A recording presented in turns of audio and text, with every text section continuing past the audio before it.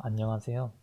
우리가 오늘 공부할 부분은 고등학교 화학 2 2단원 반응 엔탈피와 화학 평형에서 화학 반응과 열의 출입에 관한 내용입니다.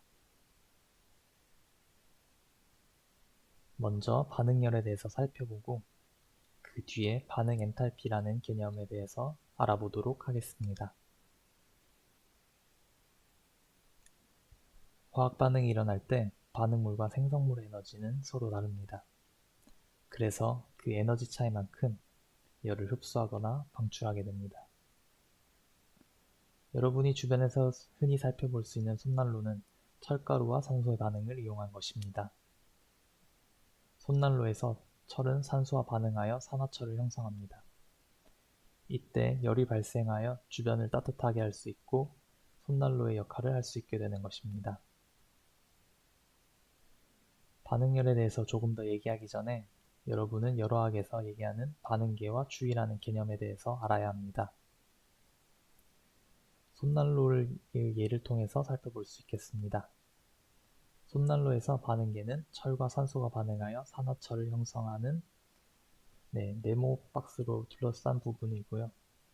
그리고 주위는 이 반응계를 둘러싸고 있는 공간을 뜻합니다. 반응계와 주위의 엄밀한 정의는 다음과 같습니다.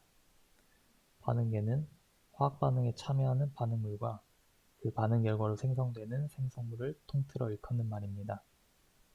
그리고 주위는 반응계를 둘러싼 나머지 공간을 뜻합니다.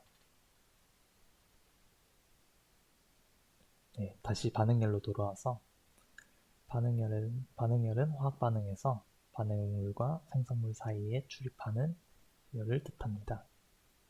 반응열의 관점에서 화학 반응은 크게 발열 반응과 흡열 반응으로 나누어 생각할 수 있습니다.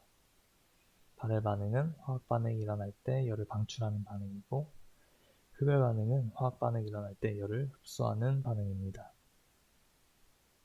먼저 발열 반응부터 살펴보도록 하겠습니다. 아까 예시로 들었던 손난로에서 철가루와 산소가 반응하는 것을 살펴볼 수 있겠는데요. 이를 에너지 그래프로 나타내면 다음과 같습니다. 살펴볼 수 있듯이 반응물의 에너지가 높고 생성물의 에너지가 반응물보다 낮습니다. 이 경우에 화학 반응이 진행되면서 그 에너지 차이만큼 열을 방출하게 됩니다. 반대로 흡열 반응은 화학 반응이 날 때 열을 흡수하게 되는데요. 대표적인 예로는 휴대용 냉각패에서 질산 암모늄이 물에 녹는 반응을 들 수 있겠습니다. 고체 상태의 질산 암모늄은 물과 반응하여 용해되면서 주변의 열을 흡수하게 됩니다. 이를 그래프로 나타내면 다음과 같습니다. 발열 반응과 반대로 반응물의 에너지가 낮고 생성물의 에너지가 높은 것을 확인할 수 있습니다. 이 경우에 반응이 진행되면서 이 에너지 차이에 해당하는 만큼의 열을 흡수하게 됩니다. 화학 반응에서 열의 출입을 측정하는 일은 쉽지 않습니다. 열량을 측정하기 위해 다양한 방법이 있는데요. 가장 대표적인 방법으로는 사진에서 보는 것과 같이 통열량계를 사용하는 방법이 있습니다. 열량계의 구조는 다음과 같고, 열량계는 단열 용기로 구성되어 바깥과의 열교환이 거의 없습니다.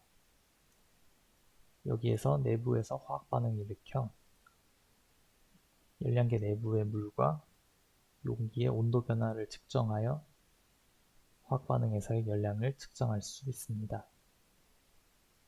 열량의 계산은 여러분이 고등학교 1학년 때 배웠던 다음 공식을 통해서 쉽게 계산할 수 있습니다.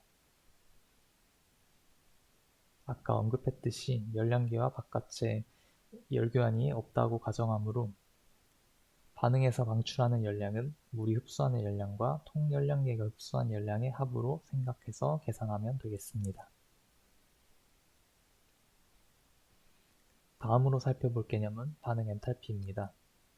먼저 엔탈피는 물질이 어떤 압력과 온도에서 가지고 있는 고유한 에너지를 뜻합니다. 반응열에서 살펴보았듯이 화학 반응이 일어날 때는 반응물과 생성물 사이 에너지 차이로 인해서 열을 방출하거나 흡수하게 됩니다.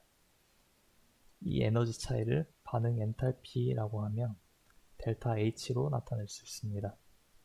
그리고 반응 엔탈피를 구하는 공식은 생성물의 엔탈피에서 반응물의 엔탈피를 뺀으로써 얻어집니다. 엔탈피에 대해서 조금 더 부가 설명을 하자면 엔탈피는 물질이 어떤 압력과 온도에서 가지고 있는 고유한 에너지라고 했기 때문에 어떤 물질이 가지고 있는 엔탈피의 절대값을 알아낼 수는 없습니다. 다만 반응에서 출입하는 열량으로 물질 사이의 엔탈피 변화를 알 수 있습니다. 역시 발열 반응과 흡열 반응으로 나누어서 반응 엔탈피에 대해서 살펴보도록 하겠습니다.